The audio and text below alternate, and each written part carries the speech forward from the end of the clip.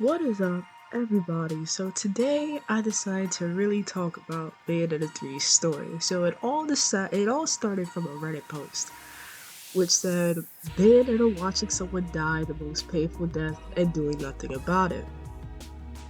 Now, after really seeing that post, it really made me think of the story itself. So the other day, my brother, he didn't get the chance to really watch the story and see what it was. So we sat down and watched all the cutscenes together. Now, watching it without the hypeness I felt in my mind, wondering how far this all could have went, and just seeing the story as what it was, yes, the story was it had a lot of bullshit, I have to be frank. I gave this game a 9, and I mainly gave it a 9 for the gameplay, customization, and the options that you could do gameplay wise. And I said before in my previous video that the story I thought was okay. But after rewatching it, a lot of stuff I realized, since my brother he wouldn't know, I had to basically pause the video a couple of times and explain some shit because they only explain it in the bios. For one, Hideki didn't write this game. He wrote the previous two, 1 and 2, right? So first we're going in with a whole new team of writers, and that's a good thing, you know? You gotta expand the team. However, this team didn't really seem like they knew much about the character. Cereza herself was very one-toned in dialogue, and she was mainly like, you know, you will be avenged. You're with mommy now. Viola, you better take care of my man, or else I'm gonna have your ass go and tear apart reality to get his ass back. I still like the game and I still encourage people to buy it. However, if you're looking for a good story, don't look here. And yeah, Cereza stops a lot. That was one thing I didn't like. My brother also didn't like it when he saw it. When he finished it, he said he didn't know how to feel. And one strange thing for me was, this game made me feel like Last of Us 2 after I beat it. So like after I beat the game, I felt this weird feeling that I couldn't describe until now. And that feeling was Last of Us 2. Great gameplay, but a bad story. At least out of the Bayonetta series, Bayonetta 3 had the weakest story. And I have to call a spade a spade. I was overhyped. I really was like, oh my gosh, this goes so many ways. But the gameplay itself was the main focus here. And that I don't mind because the gameplay, again, that's why I gave it a 9. It was fantastic. I personally really enjoyed the gameplay a lot. However, Cereza's, I said she was compassionate and kind. That was false. That was a lie.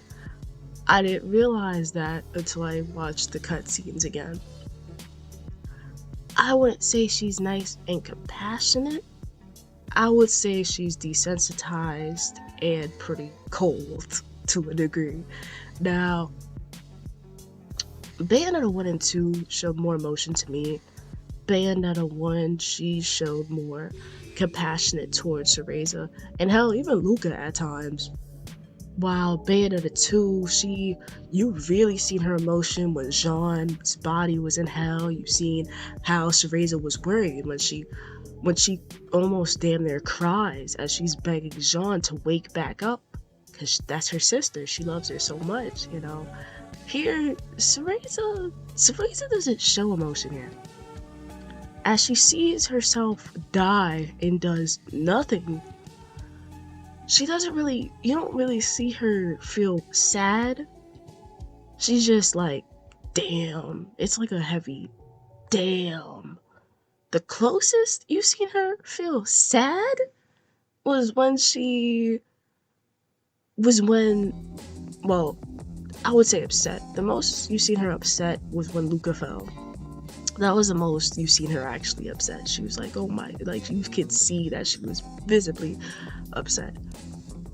After she killed Rosa, you seen that she was a little sad, but she was like, you know, she felt bad about it, but she still done it. As for Jean, she didn't bother. And Jean begged her, please, please end it all for me. And she stood there and did nothing. While Egypt was the one who not only saved Cereza, but also tried to kill that beast and freed Jean. Even though Jean still died, she thanked Egypt and said, thank you. You have grown and I appreciate that. She was relieved, while Cereza would have watched her got tortured. She just stood there. And as for complaints, that's a lot of complaints that I see. How she just stood there. My complaint was that as well. But my other complaint was how she uses her wings when she wants. In Bayonetta 2, we see Bayonetta rock her wings multiple times. She flies when she has to and when she needs to. Cereza flies when she wants to. In the Egypt scene where all the gold was going down, she just let herself fall underneath. A lot of times she just flies when she wants, and when she's falling, she doesn't even bother spreading her wings and stopping herself from falling. She just allows herself to fall. Cereza is not Bayonetta, and I understand that. But Cereza doesn't have much personality, and that is a shame to me because she had more of a personality as a child. And I do feel I should have said she was nice and compassionate, because after you see those soldiers who she clearly could have just flew over. Realistically, she could have just flew over them. But she decided to summon Avavago and turn them niggas to ashes. And they wouldn't have done shit. They were defenseless soldiers just dancing. She could have just flew and avoided them niggas. Realistically. But no, she burned those niggas who were no threat at all. I felt sad doing that part because I was like, do I have to kill these people? Like, do I really have to kill? I felt bad. Like, I didn't know how to feel. On one hand, I'm watching myself die. On the other hand, I'm killing civilians who realistically would stand no chance against her, because Bayonetta has defeated a god before. Yes, if Bayonetta won, but still. And then Aesir, they defeated Aesir, even though his spirit was emboldened. But anyways, Luca, him having powers, I have to admit, that came out of nowhere. I don't know. And Viola, I don't know how she got her powers. I don't know. It just kind of came out of nowhere. The game is cool, and the story, I still enjoyed it. But again, the story did have flaws, and I have to say it.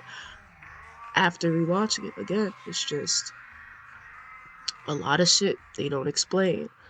I blame Loki, personally, since he was like, you guys don't need the eyes of the world. Y'all don't need that shit. Humans can make their own destiny. Sigurd. And Sigurd was a weak villain because we don't even know his purpose. At least we knew Aesir's purpose, and we knew Baldur's purpose. I can't tell you Sigurd's purpose. Yes, he wanted to get the multiverse from himself and be the ruler, but that was it. There's nothing much after that. There's nothing much to that. It's pretty one-noted, just like Cereza's dialogue. You don't bond with the other Bayonettas. You don't even get to feel anything for them. They just die in front of you. It's like, hey, what new weapon am I getting today? What new weave am I getting today? Shit, is it long or short? That's basically how it was. And Yes, I have to admit, I was blinded by my hypeness, and I have to say it, Bayonetta 3 story out of the Bayonetta trilogy was the weakest story, and it made me feel like Last of Us 2. I still give the game a 9 because frankly the game is fun as hell, and they focused on the gameplay. That was their main focus, and the gameplay did not disappoint. But story-wise, it was a heavy disappointment, and yes, I have to agree with that. I can't defend it. I can't. I can't. And I'm a fan of Bayonetta, bro. But Cereza, we desensitized her ass. I mean, shit. She really didn't seem to care that much. And that's okay, but yeah. What had me was what Courtney said. The homie, he was like, I had to let you like get over the honeymoon phase first. Cause I was blinded by I didn't really see how bad the story was because again I had my own theories. I was hyped, and when I played it for the first time I just went straight through it. I didn't get a chance to literally sit down and really watch it because I was just like, oh my gosh, is this gonna happen? Is this gonna happen? Is this gonna happen? But after watching it without any gameplay and just watching it for what it is, yeah, it was mid. I have to admit, it was mid. I still hope it wins Best Action for Game of the Year. Frankly, again, it's a great video game, just suffers from a bad story, and I call it Last of Us syndrome, except this story, in my opinion, was better than Last of Us 2 by a landslide, even though this story had more holes than a fucking thought, but still, it had more holes than a thought, but it was still more consistent than a fucking, like, bro, no, Last of Us was actually stupid. That didn't make sense. It didn't make sense. A lot of shit did not make sense. In this game, a lot of shit didn't make sense, but at least if you know the first and second game, you can kind of understand the bullshit, even though there's still bullshit in it. But still, that was just my thoughts. I just felt I had to say it after really seeing that post and seeing the reviews of people saying how disappointing it really is, and after really just sitting down and analyzing the story, I have to agree, it is. I hope Bayonetta 4 improves writing wise, and I hope Hideki is the one writing it, because these people who wrote this one, yeah, you have a long way to go, buddy. Anyway, that was all. That was my video. Anyways, peace. Have a good one.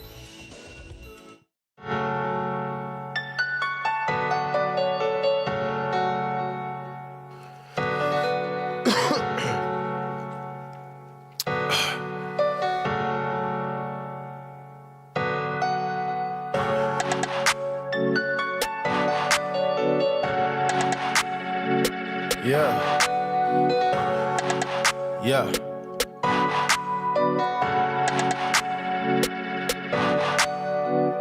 Cut it, cut it, cut it, cut it, cut it, cut it, cut it, cut it.